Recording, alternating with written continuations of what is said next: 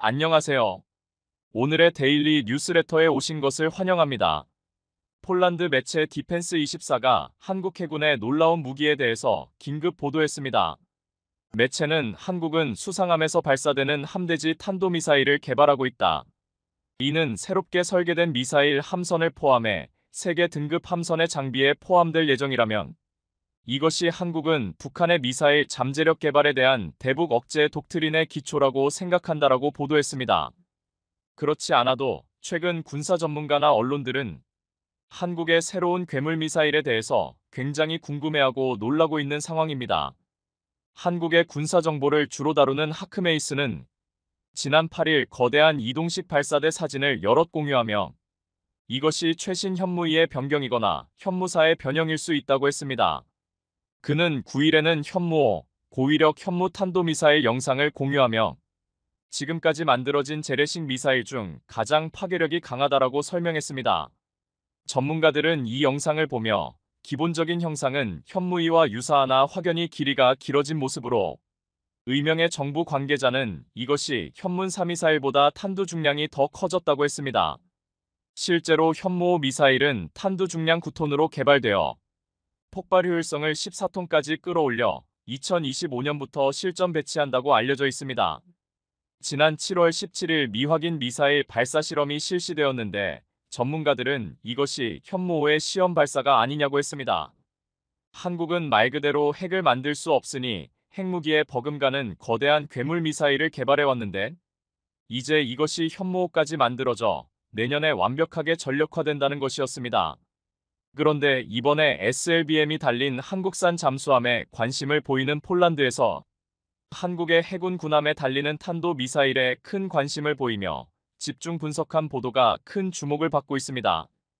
폴란드 매체 디펜스24는 현무사2라고 불리는 이 프로그램은 한국의 수상함에서 발사되는 장거리 탄도 미사일인 새로운 전투 무기를 제공하기 위한 것이라고 했습니다. 이 분야의 작업은 국방과학연구소 ADD에서 수행하며 미사일 개발 작업은 2028년까지 완료될 예정이라고 했습니다. 이 같은 해나 내년에 한국은 생산을 시작하고 2036년까지 지속될 것으로 예상했는데 프로젝트 가격은 5억 600만 달러로 추산된다며 구체적인 내용까지 전했습니다. 디펜스24는 현재 기술적인 측면에서는 한국은 자국에서 설계 중인 수직 발사대에서 미사일을 발사할 것으로 알려졌는데 현무사2라는 이름은 우연이 아니라고 했습니다. 왜냐하면 미사일은 현무사 기술 즉 KSS-3 유형의 잠수함용 탄도미사일 현무사4을 기반으로 하기 때문이라며 이 미사일의 사거리는 약 800km라고 했습니다. 매체는 한국은 수년간 탄도미사일과 순항미사일 모두에 큰 관심을 기울여왔기 때문에 이런 유형의 프로젝트는 놀랄 일이 아니라고 했습니다. 이들의 개발은 한국 무기 산업의 우선순위 중 하나이며 대북 억제 효과를 높이려는 시도이자 이는 대규모 대응과 보복을 수행할 수 있는 수단을 보유하는 데 기반을 둔 한국 군사 교리의 일부라고 했습니다. 디펜스24는 한국의 미사일 탄두 중량과 사거리 제한이 2017년, 2021년에 해제되었다면서 이후 한국이 만든 가장 강력한 것이 현무5 미사일이라고 했습니다. 이 탄도미사일은 2023년 12월 현무사1과 함께 성공적으로 테스트되었으면 1톤의 무게 3.000km를 날아갈 수 있다고 했습니다. 이 시스템은 선박에 통합될 수 있도록 개발되었는데 이 탄두 무게는 최대 9톤에 달한다고 했습니다. 이 매체는 최대 9톤의 탄두를 가진 현무5 미사일이 선박에서 발사될 수 있게 개발되었다면 한국은 이 전력을 갖추게 된다면 무시무시한 해군 전력을 가지게 되는 것이라고 했습니다. 우선 현무사 2 프로젝트 미사일을 수용할 첫 번째 유형의 선박은 정조대왕급 구축함이라고 했습니다. 이 선박은 2022년에 진수되었으며 작년에 첫 번째 해상 테스트를 완료했는데 정조대왕급 수상함은 위에서 언급한 KVLS의 수직 발사대를 받게 된다고 했습니다. 한국은 이러한 선박 3척을 건조할 계획이며 그중 첫 번째 선박이 올해 11월 취역할 예정입니다. 두 번째는 2026년 함대에 인도될 예정인데 이들 모두는 이지스 시스템 베이스라인 9C를 탑재하고 있으며 한국의 대공대 미사일 방어체계 KAMD 코리어 에어 언드 미설 디펜스의 중요한 요소를 구성할 예정이라고 했습니다. 이를 위해 그들은 북한의 공습 수단 첫 번째 버전 선박, 즉 한국이 세척을 운용 중인 배치 1을 무력화하기 위한 SM-6 및 SM-3 미사일을 장착할 것이라고 했습니다. KDX-3는 배수량 10.000톤으로 한국 함대에서 동급 선박 중 가장 큰 선박으로, 이 점에서는 미국의 알레이 버크급 구축함과 일본의 아타고급 구축함보다 더 강력하다고 했습니다. 두 번째는 전적으로 국내 기술로 건조한 최초의 구축함 KDDX이며, 세 번째 유형은 한국에서 JSS로 알려진 무기 시스템을 탑재한 미래 플랫폼이라고 했습니다. 두 번째는 전적으로 국내 기술로 건조한 최초의 구축함 KDDX이며, 세 번째 유형은 한국에서 JSS로 알려진 무기 시스템을 탑재한 미래 플랫폼이라고 했습니다. 이 컨셉은 지난해 MADEX 전시회에서 선보였는데, 여기에 최대 80기의 순항 및 탄도미사일을 탑재할 계획이라고 했습니다. 한국의 이 무기고 함선은 KDDX 프로젝트를 기반으로 하는데, 이 함선을 운용하는 부대는 단순한 미사일 바지선이 아니라 자위 능력까지 갖고 있다고 했습니다. JSS는 무엇보다 KSAAM 수대공 미사일 48기를 탑재할 KVLS 발사대를 받게 되고, 차례로 32개의 챔버를 갖춘 KVLSE는 8개의 해성이 수대물 기동 미사일과 같은 더 큰 미사일을 탑재한다고 했습니다. 또한 현무사 이 미사일 외에도 앞서 언급한 현무비도 탄두 무게가 1톤에 달하는 변형형으로 탑재될 가능성이 있다고 했습니다. 지난해 공개된 합동화력함에 총 15발의 고위력 현무탄도 미사일 발사대가 설치되었는데, 자위 능력까지 지닌 이 합동화력함이 뜬다면 북한은 물론 중국, 일본의 전략시설까지 일시에 초토화시킬 수 있다고 했습니다. 그동안 일본은 해군력에 있어서만큼은 한국을 압도한다고 했는데, 하나오션은 이번에 MSPO 2024에서 폴란드 해군을 위해 제안한 KSS-3 배치 2 잠수함을 선보였습니다. 이 잠수함은 와이어 유도 어뢰, 대함 미사일, 순항 미사일, 이동식 해상 기뢰를 발사할 수 있는 6개의 어뢰 발사관을 갖추고 있습니다. 또한 KSS-3 배치 2는 선체에 수직형 수중탄 도미사일 발사대 SLBM도 탑재하고 있습니다. 현재 한국의 경쟁 상대 독일과 프랑스는 폴란드 유사시 지원할 수 있는 나라는 유럽 국가이며, 이를 위해 폴란드는 유럽 무기 체계를 확보해야 한다고 주장하고 있습니다. 하지만 하나오션의 잠수함은 이들이 가지지 못한 것을 가지고 있습니다. 하나오션 잠수함의 강점은 폴란드의 핵심 요구 사항인 공격 능력인데, 경쟁 기종 중 유일하게 탄도미사일 SLBM 발사 능력을 갖추고 있습니다. 게다가 세계 최초로 개발한 잠수함용 리튬이온 에너지 저장 장치와 수소 연료전지 기반의 공기부료 추진체계 AIP를 동력원으로 3주간 잠항할 수 있습니다. 이번 박람회 행사 첫날 안제이 두다 폴란드 대통령은 이례적으로 하나오션 부스에 5분여간 머무르면 원자력 추진 잠수함도 아닌데 그렇게 오래 잠항할 수 있느냐고 묻는 등 큰 관심을 보였습니다. 하나오션은 독일과 프랑스가 말한 유사시 지원할 수 있는 유럽국을 선택해야 한다는 주장엔 아예 폴란드 내 산업 발전을 위한 기술 이전과 현지화를 제안했습니다. 폴란드 해군이 독자적으로 잠수함 창정비 등 유지보수 분해정비 MRO를 할 수 있도록 현지에 지원센터를 설립하고 기술과 지적재산권 IP 이전을 추진하겠다는 것입니다. 한국은 계약 후 6.5년 차에 일본함을 인도할 수 있는 신속한 납기 역량을 갖추고 있다고 자신하며, 승조원 교육훈련뿐만 아니라 함건조 기간 중 승조원 기량 유지를 위한 교육훈련도 추진할 것이라고 말했습니다. 이렇게 한국의 수출 전략은 압도적이었습니다. 지난 4월 HD 현대중공업 울산 조선소에서 열린 신체호함 해군 인도식에는 해외 9개국 20여 명의 정부와 군 관계자들이 참석했습니다. 함정 분야에서는 이렇게 많이 참석한 게 전례가 드문 일로, 그만큼 지금 한국의 군함 건조 능력을 인정하고 한국산 군함에 관심을 갖고 수입하려는 국가가 늘어나고 있다고 했습니다. 지금 국내 함정 산업의 수출 경쟁력은 엄청난 잠재력을 갖추고 있어 K방산 수출 4강 신화 달성의 견인차가 될 수 있다고 말하고 있습니다. 30년간 한국의 미래를 맡길 것입니다. 미국도 못한 일을 한국이 해낼 것입니다. 대한민국 방산에 무려 30년을 맡기겠다는 나라가 등장해 발칵 뒤집어졌습니다. 10년도 아닌 무려 30년을 한국에게 독점 사업권을 준다고 하면서 한국 방산 산업의 위상이 완전히 달라졌음을 실감케 했는데요. 여기에 더해 미국도 스스로 힘들어하는 부분을 한국이 해결해 줄 것이라고 크게 기대하고 있다는데, 대한민국 방산 50년 역사상 유례 없이 파죽지세로 글로벌 방산 시장을 휩쓸고 있습니다.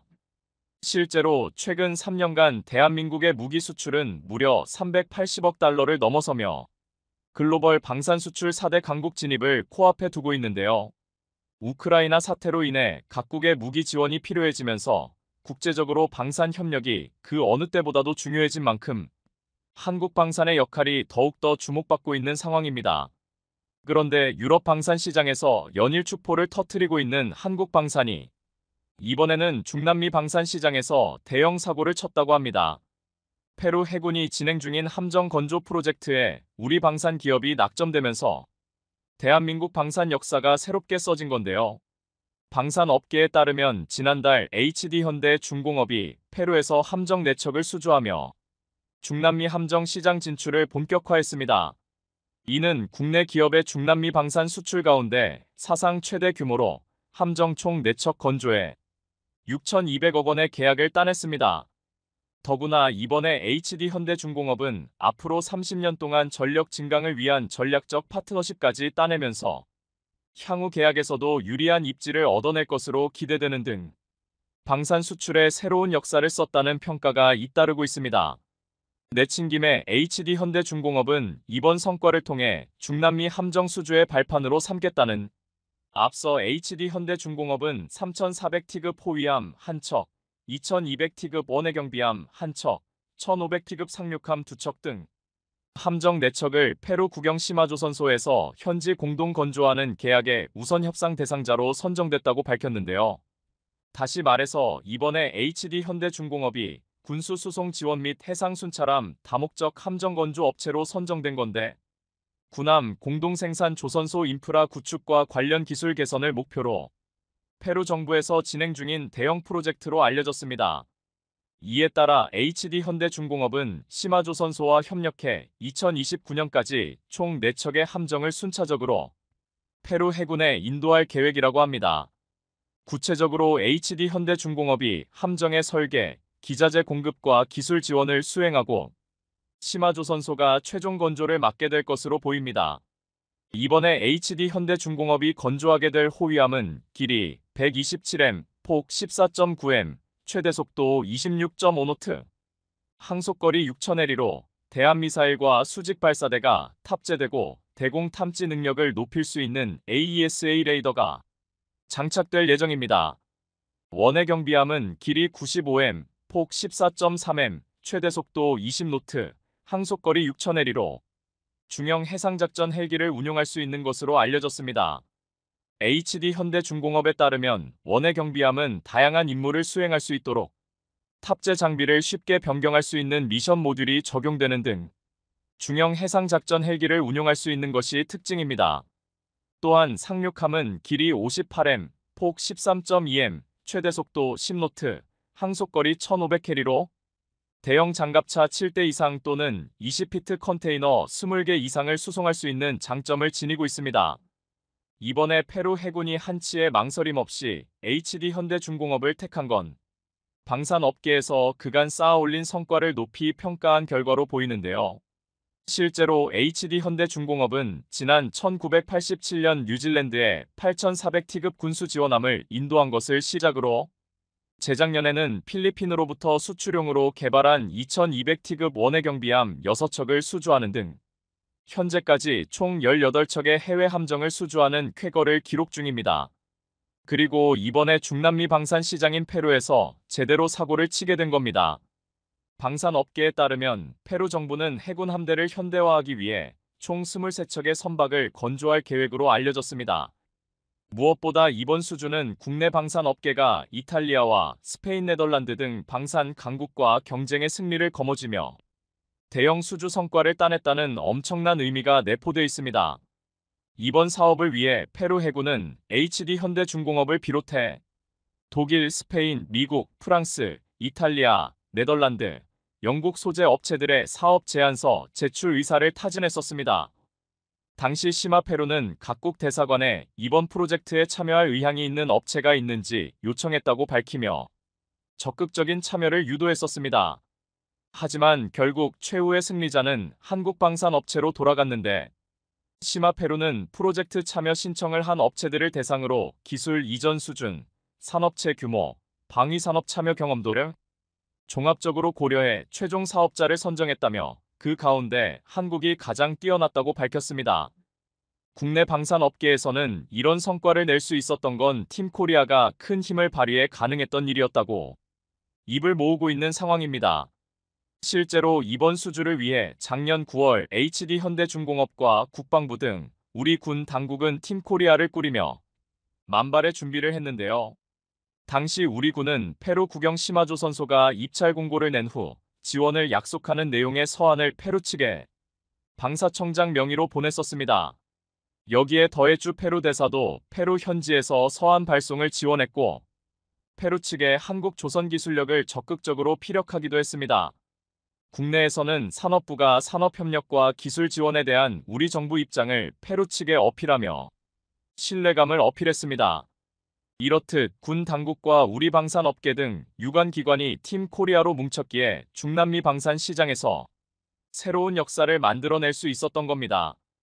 HD 현대중공업도 이번 수주는 국방부, 방사청, 산업부, 주페루 한국대사관 코트라 등 정부 기관과 기업이 팀 코리아로 뭉쳤기에 해낼 수 있었다며 이탈리아, 스페인, 네덜란드 등 쟁쟁한 방산 경쟁국들을 제치고 수주를 이뤄냈다는 점에서 더욱더 의미가 남다르다고 소회를 밝혔습니다.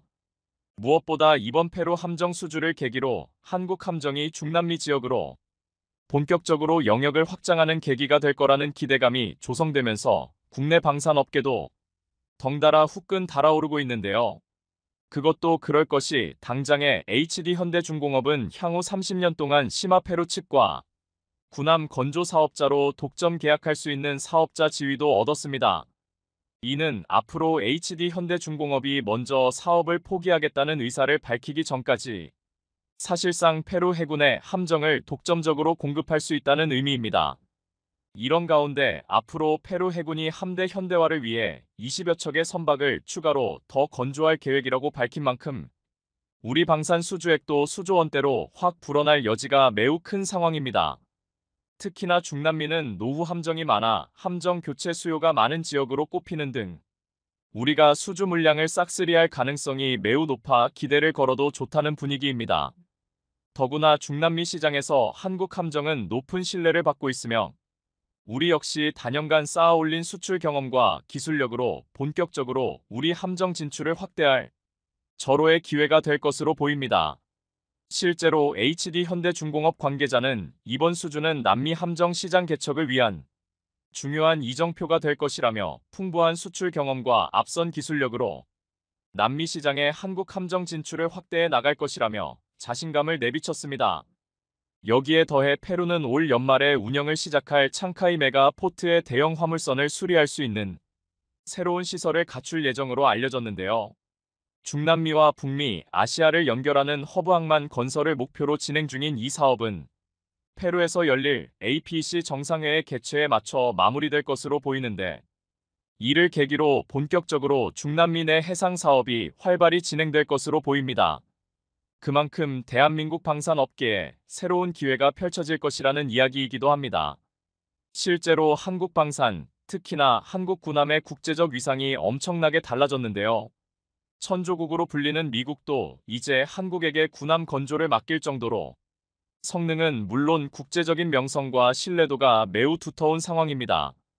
방산업계에 따르면 지난달 카를로스 미국 해군성 장관이 우리 조선소와 미 해군 함정 MRO 사업을 논의하기 위해 미국의 방산 업무를 한국에게 맡기기 위한 것으로 미 조선 산업이 자국의 해군 역량을 뒷받침하지 못한다는 걸 인지하고는 조선업 기술이 뛰어난 한국을 직접 찾은 겁니다. 실제로 앞서 미 연방회계감사원은 미 해군이 함정 운용에 어려움을 겪고 있다며 계약한 함선 인도 지연과 비용 증가, 선박 품질 저하 등 문제로 속을 썩고 있다고 지적했습니다. 상황이 이러자 미국이 현대화된 중국 해군을 따라잡을 수 있는 유일한 방법은 한국에게 군함 건조를 맡기는 것밖에는 없다는 사실을 깨달았다고 하는데요. 실제로 이미 우리 방사청과 미 정부가 함정 사업에 관한 협력 논의를 진행하고 있는 중으로 한국 방산 산업에 대한 미국의 신뢰가 어느 정도인지 가늠할 수 있게 됐습니다. 이렇듯 국제 방산 시장에서의 한국 방산의 위치가 나날이 드높아지고 있는 가운데 최근 더욱더 반가운 소식이 전해졌는데요. 다름 아닌 대한민국의 차세대 이지스함 건조 프로젝트가 드디어 착수했다는 소식입니다. 조만간 방사청이 한국형 차기 이지스 구축함 KDDX 사업 관련 방산물자 지정을 앞두고 있는 가운데 HD 현대중공업과 하나오션의 수주 경쟁이 본격화할 것으로 보입니다. 차세대 이지스함은 다기능 위상 배열 스파이 1D 등 고성능 레이더와 SM-23 등 중장거리 대공 미사일을 이용해 목표 탐색부터 추적, 공격에 이르는 전 과정을 동시에 진행하는 통합형 이지스 전투체계를 탑재한 구축함입니다. 특히나 순수 국내 기술을 기반으로 개발하는 첫 이지스급 구축함이라 시선이 쏠리고 있는데요. 현재 이지스함 보유국은 6개국에 불과한 상황으로 우리는 미국, 영국, 일본, 중국, 노르웨이에 이어 세계에서 6번째로 이지스함 자체 건조가 가능한 국가로 올라서게 될 것으로 보이는데요. 이렇듯 이지스함이 본격적으로 건조되면 대한민국 방산 수출에도 큰 도움이 되는 건 물론 글로벌 방산 산업에서 리더십을 확보하는데 결정적인 역할을 할 것으로 기대됩니다. 중국은 스텔스 강화한 신형 잠수함을 공개했는데요. 중국 군사 전문가들에 의하면 해군이 공식 웨이보에 소개한 잠수함은 기존 잠수함들과 눈에 띄게 다르다면서 삼부도 부분의 각진 형태가 특징이라고 소개했습니다. 이 각진 도치로 탐지를 회피한다고 알려져 있습니다. 그런데 중국은 이들 과시하며 보란듯이 대한민국 영해를 휘젓고 다니고 있었습니다. 그러나 가만히 있을 우리 대한민국이 아니었습니다. 중국 해군을 꼼짝도 못하게 할 대한민국의 새로운 병기가 모습을 드러냈다는 소식이 전해졌습니다. 자신만만하게 신형 잠수함을 공개한 중국은 한 발짝 물러설 수밖에 없었다고 하는데요. 얼마 전 중국 해군입이 밀리에 실전 배치했던 신형 잠수함을 중국 잠수함 부대 창설 70주년을 기념해 공개하며 화제가 되고 있습니다. 외신에서는 타입 39C라고 이름 붙이고 있었습니다. 해당 잠수함은 공기 불요 추진 체계 AIP 기술을 사용하고 있으며 앞서 잠깐 소개한 대로 독특하게 각진 돛을 가지고 있는 게 가장 큰 특징이었습니다. 군사 전문가들은 이것이 적의 소나에 노출되는 것을 막기 위한 소나 스텔스 기능이라고 추정하고 있습니다. 중국은 기존의 잠수함보다 자막 능력과 스텔스 성능이 비약적으로 발전된 잠수함이라고 당당하게 공개했는데요. 안 그래도 호시탐탐 서해를 노리던 중국이 신형 잠수함을 앞장세워 더욱 적극적으로 서해 영해화 작업을 이어나갈 것으로 예상할 수 있었습니다. 하지만 가만히 있을 한국이 아니었습니다. 아무리 발전한 스텔스 잠수함이라고 하더라도 앞으론 서해에서 중국 잠수함의 작전은 불가능할 것으로 보이죠. 바로 한국이 중국과 북한 잠수함을 말 그대로 꼼짝도 하지 못하게 하기 위해 준비하고 있는 새로운 무기체 개들 때문이었습니다. 지난 6월 중국의 핵잠수함이 대만 해협에서 긴급 부상한 장면이 포착되기도 했습니다. 핵잠수함은 기지에 돌아와 보급할 때까지 수면 위로 올라올 필요가 없는 잠항 시간이 가장 큰 특징입니다. 그런데 기체에 무슨 문제가 생긴 것인지 수면 위로 올라왔다가 대만 어민에 의해 포착된 것입니다. 최대한 적에게 포착되지 않기 위해 잠항을 유지해야 하는 잠수함이 어선에게 포착되었다는 것만큼 수치스러운 상황은 없었을 텐데요. 군사 전문가들은 중국제 잠수함들의 성능과 스펙들이 예상했던 것 이하이기 때문이라는 결론을 냈죠. 그로 인해 잦은 오작동을 일으키고 있다고 분석했습니다. 이는 잠수함으로서는 치명적인 약점이었습니다. 이렇게 된다면 잠수함은 찾기가 어려울 뿐이지 발견했다 하면 소형 군함으로도 격침시키는 것이 가능할 수 있습니다. 그렇기에 중국 잠수함들이 이렇게 잠깐이라도 부상할 틈을 놓치지 않을 새로운 감시 시스템이 배치되고 있었습니다. LIG 넥스원에서 개발한 바다 위에 천리안이라 할 수 있는 해상감시 레이더 2가 양산되어 배치할 준비를 하고 있습니다. 이 새로운 해상 레이더는 30여 년간 레이더를 운용하며 쌓아온 해군의 운용 노하우를 설계에 대폭 반영하여 장비의 안정성과 성능이 월등히 향상되었습니다. 해안과 섬 지역에 설치될 예정인 이 레이더는 공기 부양정과 고속정 등 해상에서 움직이는 모든 함정을 탐지 및 추적 가능하며 저고도로 비행하는 항공기까지도 탐지가 가능합니다. 중국 잠수함이 잠깐이라도 부상하게 된다면 무조건 이 해상감시 레이더에 포착될 수밖에 없는 것이죠. 그리고 이 해상감시 레이더가 탐지해 얻은 표적 정보는 해군 전술 자료 처리 시스템을 통해 우리 해군 및 해경각계소에 곧바로 공유되어 즉시 요격에 나설 수 있게 되는 것입니다.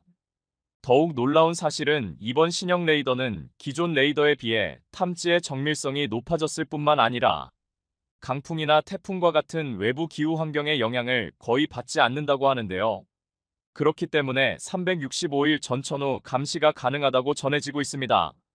이는 레이더 안테나를 보호 덮개가 둘러싼 형태이기에 기존 레이더와 달리 외부 기상 환경의 영향을 받지 않아 가능한 일이라고 하죠. 또한 이 덮개 덕분에 열과 충격에도 강하고 외부 이물질에 의한 파손을 최소화할 수 있어 유지 관리도 용이하다는 장점을 가지고 있습니다. 이 해상 감시 레이더 2의 본래 용도는 레이더의 감시를 피해 한국으로 침투하는 북한의 목선을 잡아내기 위해 개발되었습니다. 기존 레이더는 조각배나 다름없는 북한의 목선을 잡아내기 어려웠고 덕분에 북한의 침투를 여러 번 허용했어야 했습니다.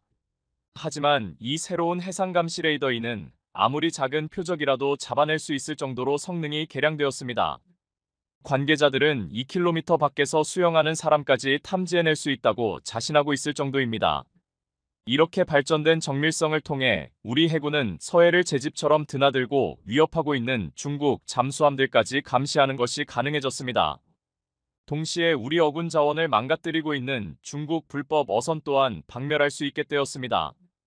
그리고 이에 더해 우리 군이 미래 해군의 새로운 주 전력으로 구성하고 있는 유령 함대가 합류해 중국 잠수함을 완전히 몰아낼 계획이라고 하죠. 지난해 10월 러시아 푸틴 대통령의 자존심이라는 평가를 받고 있었던 크림대교가 공습으로 폭발하는 사건이 발생했었습니다. 크림대교는 크림반도와 러시아 본토를 연결하며 러시아군의 핵심 보급로 역할을 해왔었기에 이는 치명적인 피해였는데요. 그런데 최근 미국 CNN의 보도를 통해 크림대교를 공습한 것이 우크라이나의 무인수상정 USV이었던 것으로 확인되었습니다.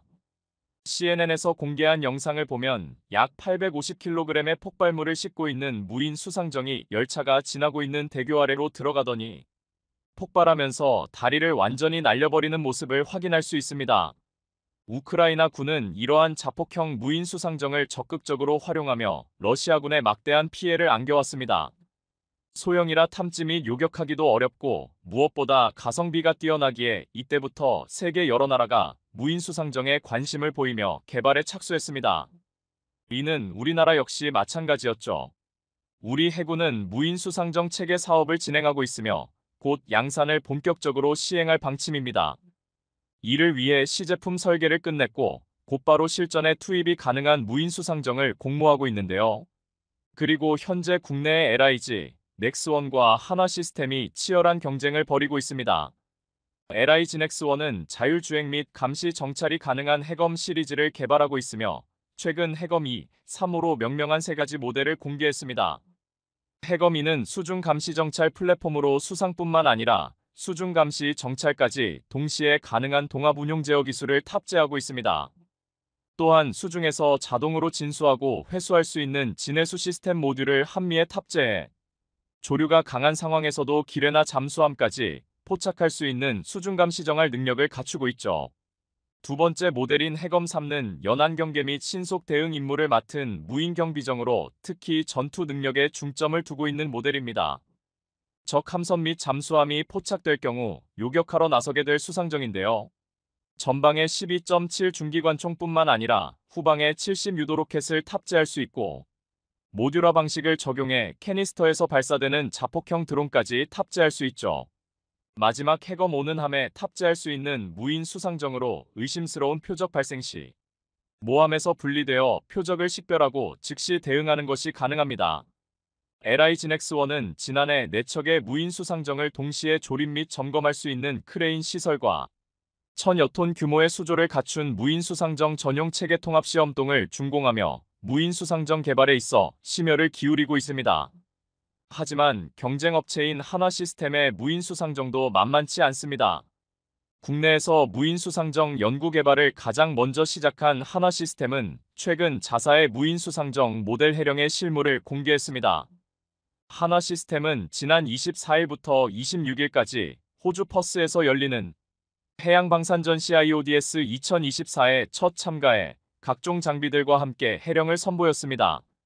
전장 12M 중량 14T에 달하는 해령은 국내 최초로 디젤 전기 하이브리드 추진체계가 적용되어 최고 속도가 40노트 시속 74km에 달하며 20노트로 운용 시 최장 12시간까지 운용이 가능합니다.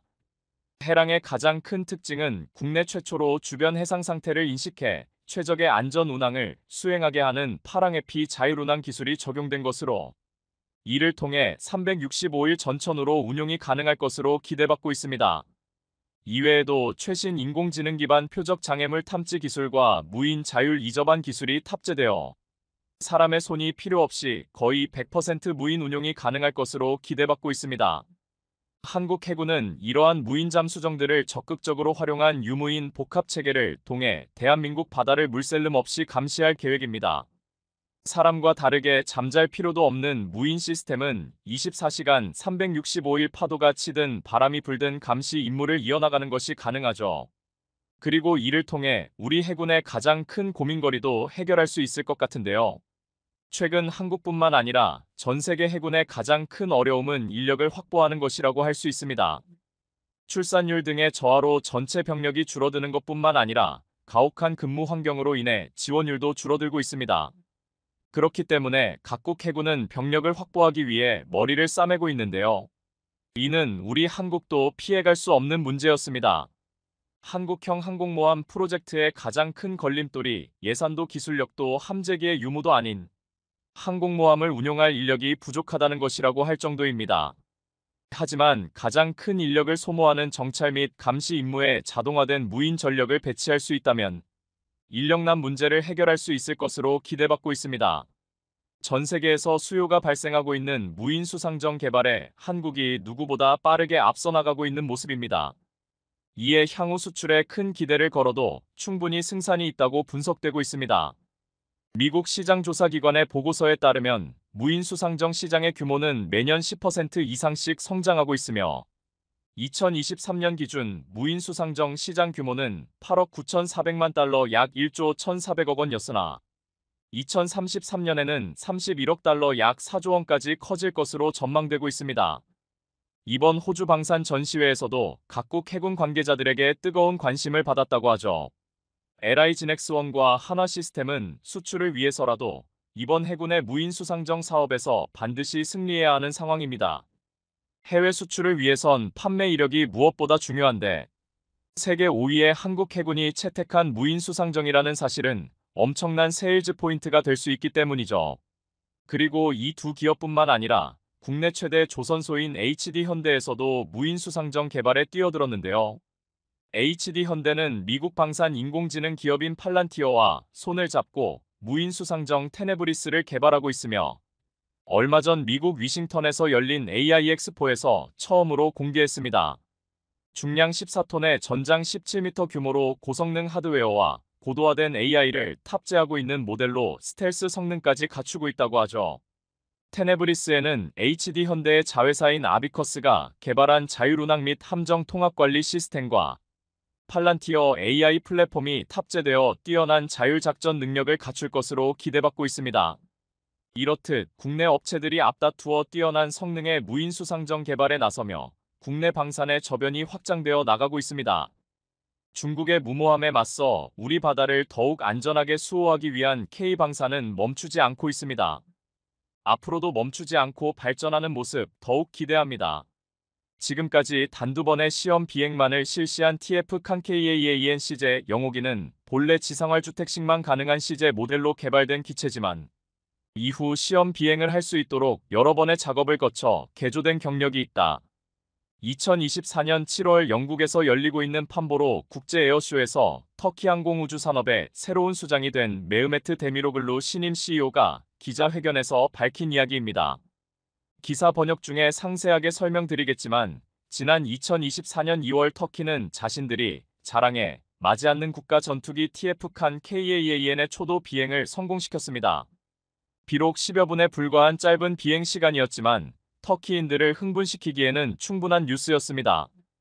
여러 외신들을 통해 TF 칸케이에이엔 CJ 영호기가 아직 제대로 비행할 수 있는 상태가 아니라는 정보를 접하고 있던 제게도 매우 놀라운 뉴스였고요.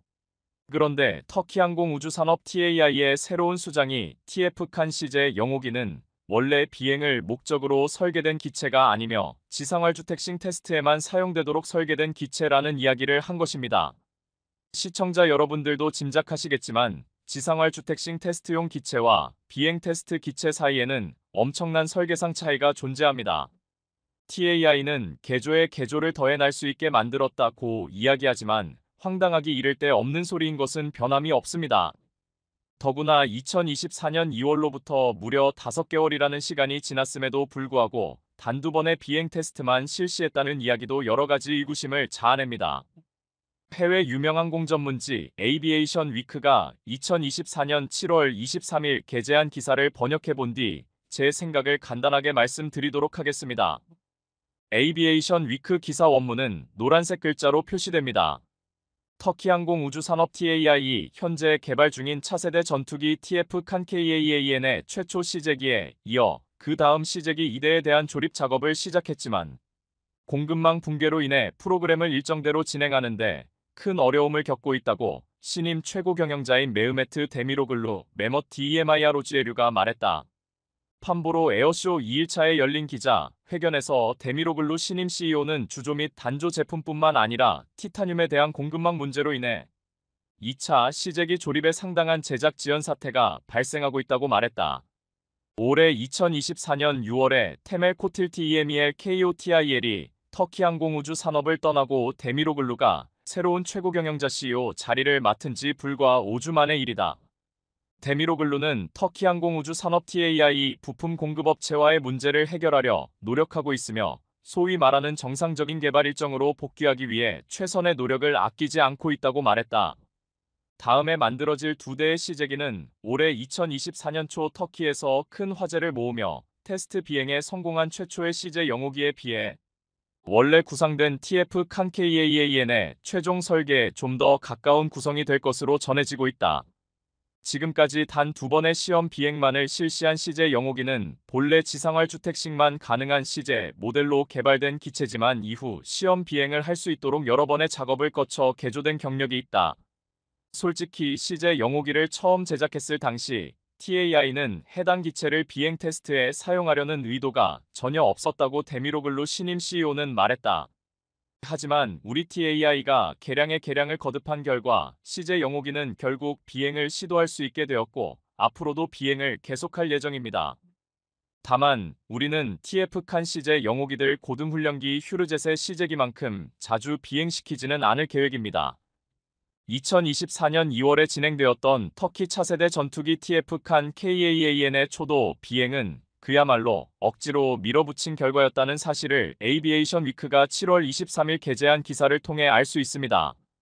비행이 아니라 지상활주를 목적으로 설계된 기체를 개조해서 공중에 띄웠다는 데미로글루 CEO의 이야기는 해당 분야 전문가가 아닌 제 눈높이에서 판단해봤을 때도 이해하기 힘들 정도로 황당한 이야기입니다. 비행을 목적으로 설계된 기체들도 초도 비행에서 예측하지 못한 위험에 노출될 가능성이 있는데 하물며 비행이 아닌 지상활주를 목표로 설계된 기체를 공중에 띄울 생각을 했다는 것은 정말로 막다른 골목에 몰렸기 때문이었을 것이라고 생각할 수밖에 없기 때문입니다. 여기에다 공급망 붕괴로 인한 부품 부족 문제까지 겹쳤다고 하니 현재 TF 칸 KAAN의 미래는 한치 앞을 내다보기 어려운 상황으로 분석됩니다. 그에 비해 6대의 시제기가 모두 일정에 맞게 제작되어 수백 번의 시험 비행을 계획대로 진행하고 있는 KF-21 보람의 성공이 상대적으로 돋보이는 부분이기도 합니다. 비록 국내 모 일간지가 KF-21 보람의 CJ 1호기의 출고식이 끝난 직후 대거 분해되었다며 신뢰성에 의심이 간다는 식의 기사를 내는 바람에 반년 넘게 해외 언론들의 입방아에 오르내리는 총극도 있기는 했었지만 말입니다. 역주 우리는 더 이상 CJ 영호기에 부담을 주지 않을 생각이다. 중략 대신 이 다음 등장하게 될 새로운 시제기 2대가 훨씬 더 많은 비행 임무를 수행할 예정이라고 데미로글루 CEO는 말했다.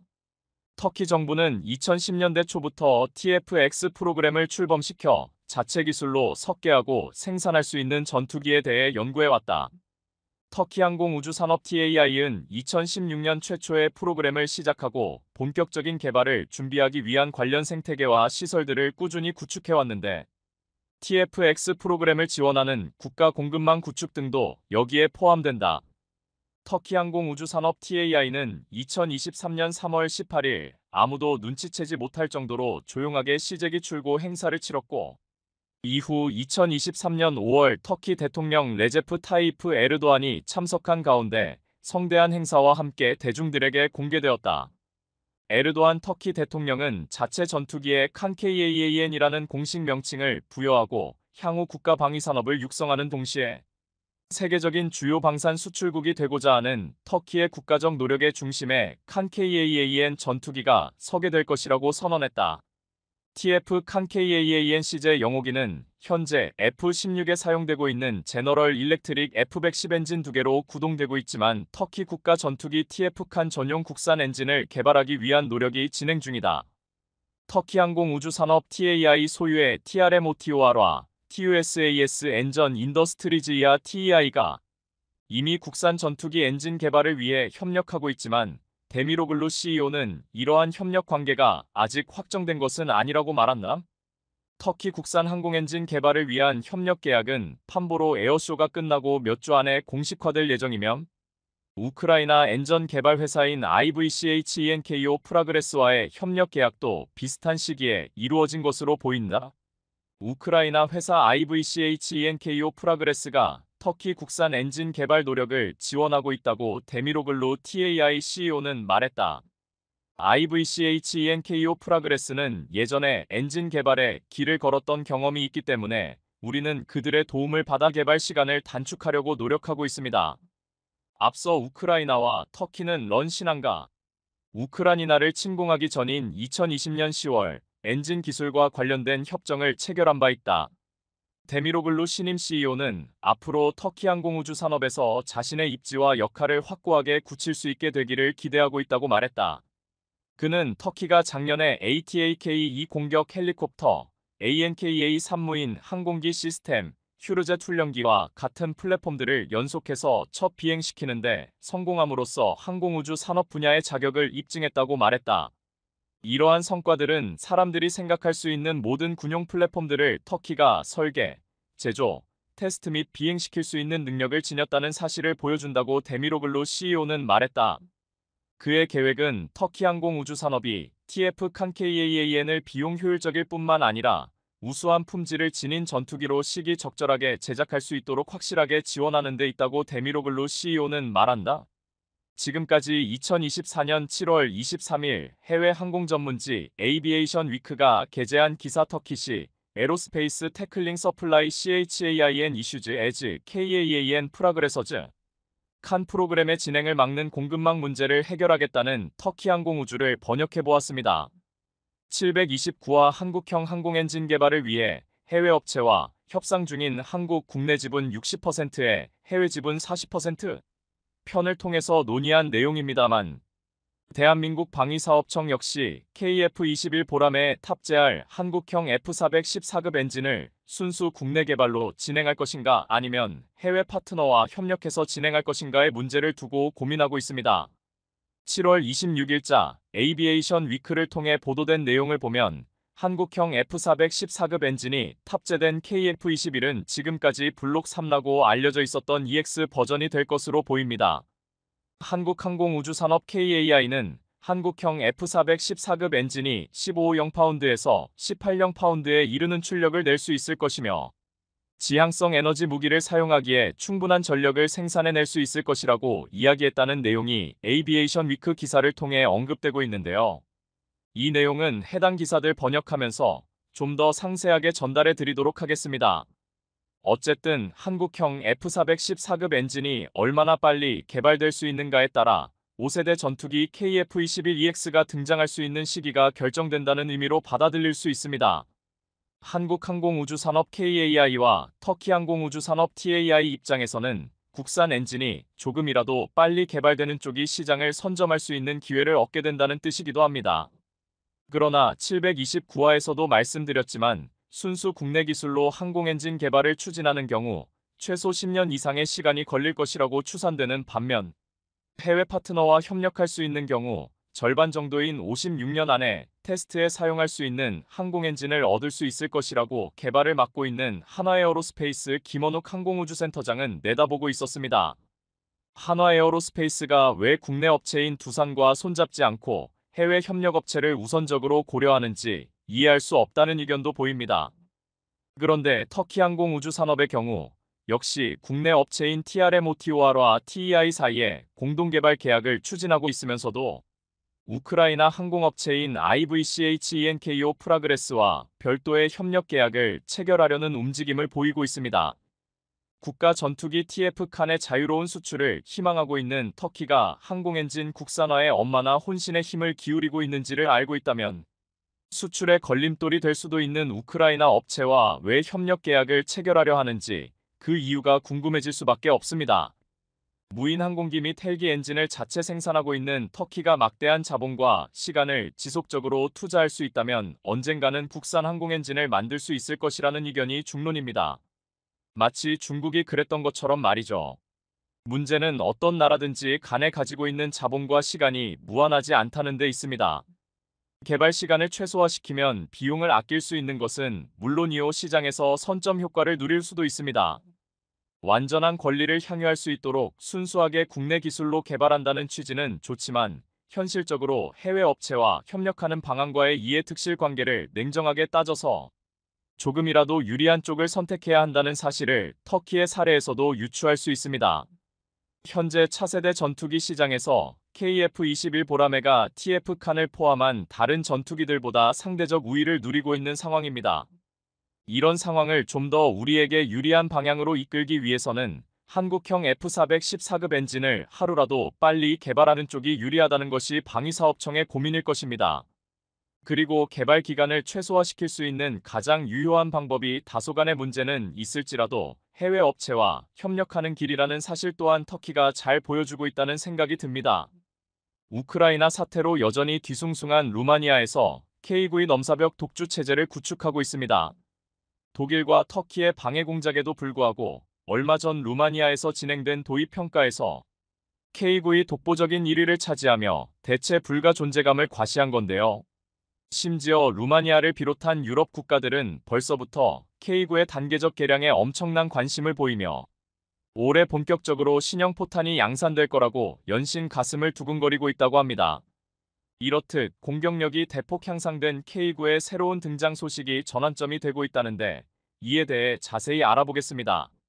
앞서 4일 사우디 수도 리야드에서 열린 국제방산전시회 WDS에 참가한 국내 방산 기업들은 최첨단 방산 제품을 뽐내며 전시회 부스를 가득 채웠는데요. 사우디에 수출한 다연장 로켓 천무를 비롯해 휴대용 지대공 유도무기 신궁, 보병용 중거리 유도무기 현궁, 대포병 탐지 레이더이, 한국형 GPS 유도폭탄 KGGB 등 지상 장비가 총 출동했습니다.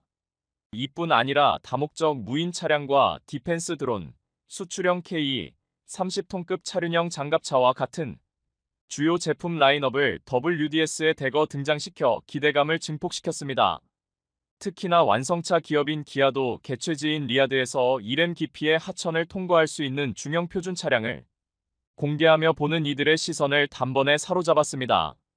이렇듯 전 세계 방산 고객들에게 우리 방산 기술력을 마음껏 뽐내는 등 한국산 무기에 대한 대접이 달라졌음을 한몸에 느낄 수 있었던 시간이었는데요. 실제로 한화에어로스페이스, 한화시스템은 2024 WDS 기간 중 사우디 국가방위부와 방산 협력을 위한 3자 MOU를 체결하며 뜨거운 인기를 실감케 했습니다. 이에 따라 한화는 장갑차 등 지상무기 체계부터 로봇과 위성을 활용한 감시정찰 체계까지 사우디 국가방위부의 중장기 계획에 참여하는 중책을 맡게 됐는데요. 천궁이 수주를 비롯해 이번에 한국이 사우디 중장기 사업에 본격적으로 참여하게 되면서 KF-21, K9 등 다양한 한국산 무기에 대한 관심이 끊이지 않을 것으로 보입니다. 이뿐 아니라 사우디에 국산 파워팩을 장착한 K9 자주포를 사상 최초로 제안하면서 또 한 번 발칵 뒤집어 놓았는데요. K9의 경우 그동안 중동 지역에서 간절히 원하고 있었음에도 불구하고 독일제 파워팩이 탑재돼 수출에 걸림돌이 됐었지만 이제는 걱정 없이 원하면 도입할 수 있게 됐기 때문입니다. 그런데 최근 유럽에서 인기 폭발인 K9의 추가 수주가 이어질 거란 이야기가 흘러나오고 있다고 합니다. 얼마 전인 1월 말 핀란드에서 K9 유저 클럽 모임이 세 번째로 열렸었는데 군사정보 공유 협의체 성격을 띠면서 한화의 무기 수출 교두보가 될 가능성이 커지고 있는데요. 방산업계에 따르면 K9를 구매해 운용 중인 6개국의 방산업계 관계자들이 지난달 헬싱키에서 열린 K9 유저 그룹 미팅에 참여했습니다.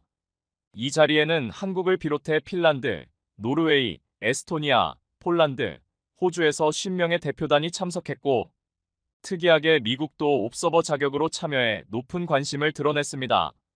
K9 유저 클럽은 각국에서 도입한 K9의 운영 성능을 공유하고 실전 경험을 논의하는 장으로 부품 지원 등 한화의 맞춤형 서포트가 이뤄질 수 있도록 하는 든든한 지원군 역할을 하고 있습니다.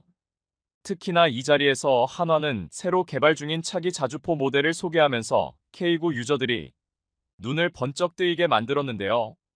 K9의 차기 개량형 모델인 K9AE와 K9A3의 향후 10년간 단계적 개발 로드맵을 발표하면서 K9의 성능을 빠르게 끌어올린다는 계획을 밝혔기 때문입니다. 방산업계에 따르면 현재 각국에 수출된 모델은 기본형 K9과 초기 개량형 K9A1 두 종류입니다. K9A1이 일부 전자장비와 센서를 개량한 소폭 개량형이었다면 K9A2와 K9A3는 기존 K9과 아예 다른 모델이라고 할 정도로 많은 점이 개량됩니다. K9A1만 해도 이미 세계 최정상급 성능을 가진 자주포로 평가받고 있지만 여기서 성능이 대폭 개량된 자주포가 나온다고 하니 기존 K9를 보유한 나라 군 관계자들의 이목이 쏠린 겁니다. 실제로 K9A는 자동 포탄 공급 장치를 통해 현재 분당 6발인 발사 속도를 최대 9발로 늘릴 계획으로 승무원의 생존 가능성도 대폭 높일 것으로 전해졌습니다. 여기에 더해 K9 제조업체인 한화가 유럽에 K9의 예비 부품 공급 센터를 설립하겠다고 밝히면서 유럽 국가들의 구미를 확 당기게 했습니다. 이렇듯 K9 유저 클럽이 계속해서 개최되면서 K9 운용국뿐만 아니라 도입에 관심을 갖고 있는 국가들도 옵저버 자격으로 참여하며 열기를 더하고 있는데요. 실제로 루마니아의 경우 아직 K9 도입 계약도 안 했는데 유저 클럽에 참가하면서 정회원이 될 채비를 갖추고 있는 중입니다. 루마니아는 올해 안에 K9 도입을 마무리하면서 10번째 K9 유저 클럽 회원이 될 것으로 보이는데요. 실제로 유럽의 방산 매체들은 루마니아 국방부가 한화의 K9 자주포 구매를 결정했다고 일제히 보도하고 있는 상황입니다. 현재까지 동유럽 국가인 루마니아 육군엔 자주포가 없었지만 사실 루마니아는 견인포 중심이 구식 무기 체계를 바꾸기 위해 K9에 지대한 관심을 보여왔었습니다. 나토가 러시아의 군사적 위협에 대비해 재무장을 추진하고 있는 가운데 인접국인 폴란드가 K9과 K2, 천무 등 수십조 원 규모의 무기를 운용하면서 한국산 무기의 우수성을 직접 목격했기 때문입니다.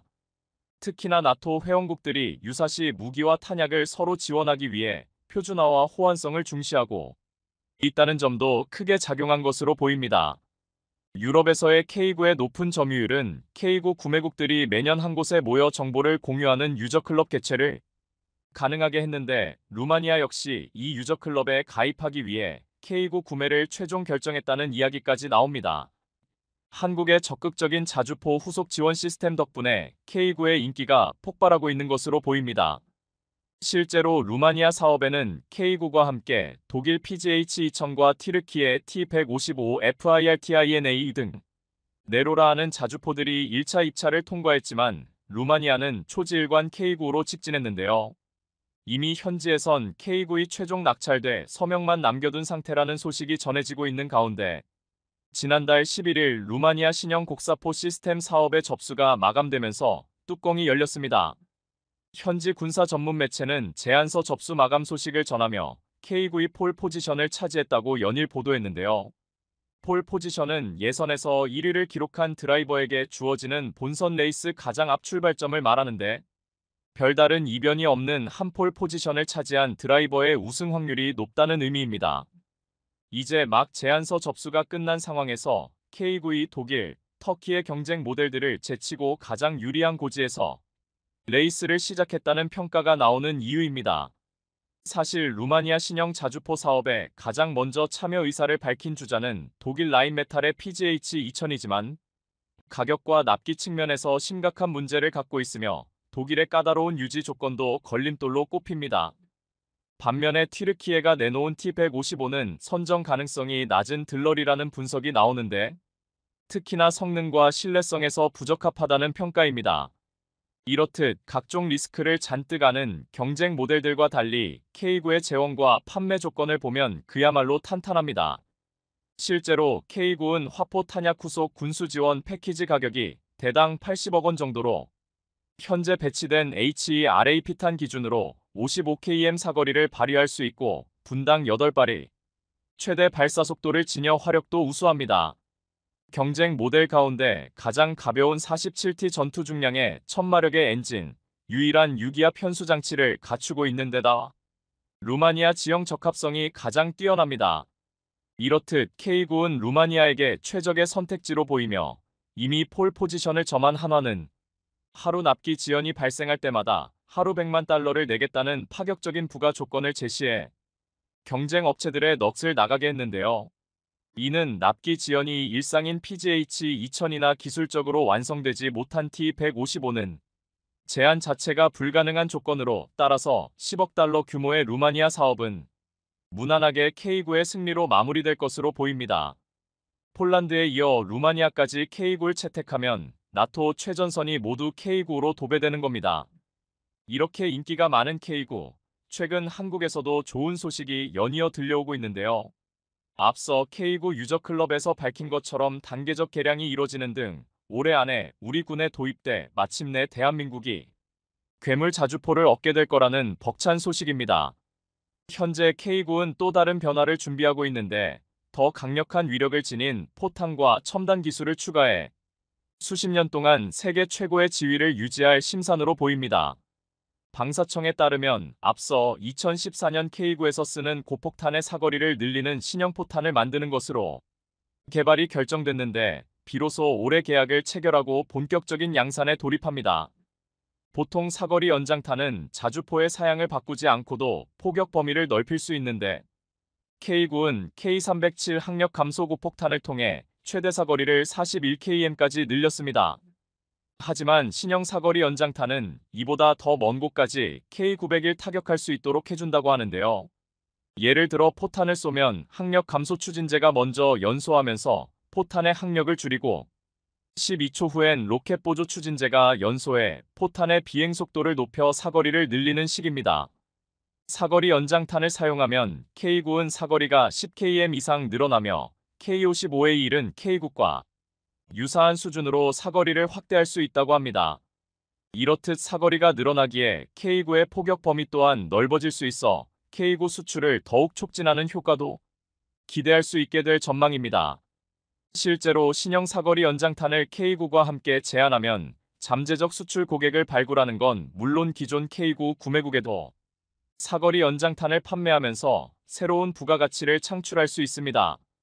이처럼 K9은 포탄을 새롭게 개발하는 것과 더불어 미래전에 맞게 혁신하는 작업도 착착 진행되고 있는데요. 우선 K9A 블라크1은 타격 능력 향상, 포탑 자동화를 통한 운용 인원 감소에 초점을 맞춰 개량을 진행 중인데, 발사 속도가 분당 6발에서 8발 이상으로 빨라질 것으로 보입니다. 또한 포탑에는 탄약 자동장 전장치를 설치해 발산 준비를 신속하게 할 수 있으며, 자동화 기술이 적용돼 승무원은 3명으로 감소합니다. 아울러 2030년대 등장할 K9A 블라크2는 K9 계열의 최종 개량형으로 초장사정 초정밀 성능을 지닐 괴물 자주포에 가까운 무기가 될 것으로 보입니다. 게다가 우리 군의 무기체계 성능 개선 또한 빨라질 예정이라고 하는데요.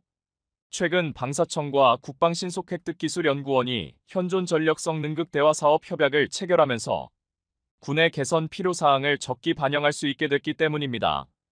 전 세계 60% 이상을 차지하는 자주포 시장의 최강자인 K9이 더 많은 국가에 확산될 수 있는 도약의 해가 되길 바라겠습니다.